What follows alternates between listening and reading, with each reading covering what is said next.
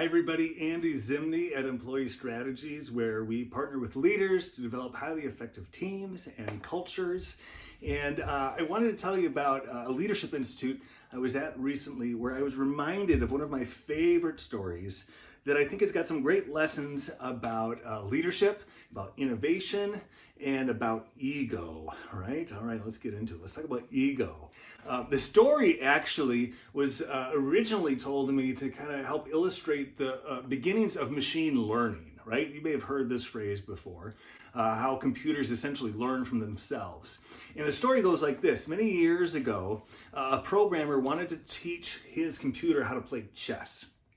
So what he did, very logically, is sat down and wrote a program that basically taught his computer the rules, right? What was a legal move, what was an illegal move, and what winning and losing meant in this game of chess.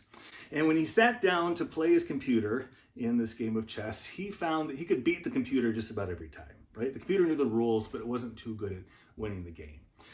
So then the programmer had an idea. He added a little more code to the program, and what he asked the computer to do, knowing the rules now of the game, he said, okay, computer, why don't you play yourself in as many games as you can over the next few days?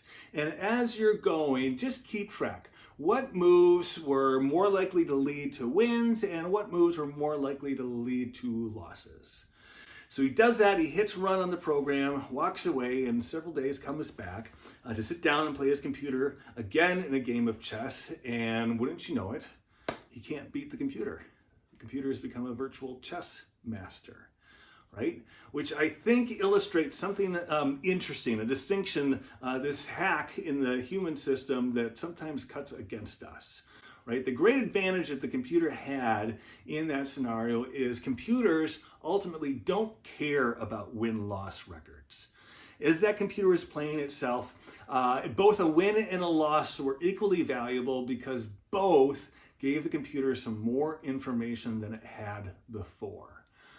Early in our careers, early in the evolution of our teams, we often have that sort of mindset, right? We're just gathering information, we're experimenting.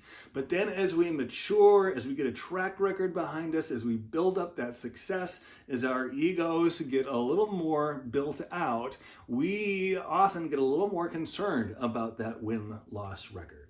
Now, often, yes, the stakes are a little higher than they were before, but we also often inflate those stakes. And if nothing else, we forget to use that opportunity to experiment.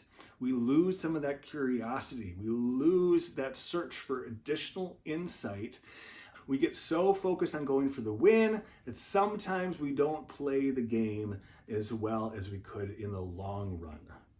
So that's always been really helpful for me to remind myself that a win in the short term isn't always a win in the long term, and we've got to create that space for experiment.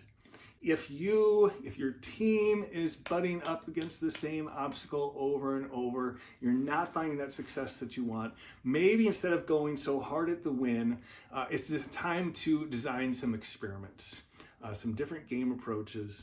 Give yourself some allowance to take some losses as you go for those bigger wins.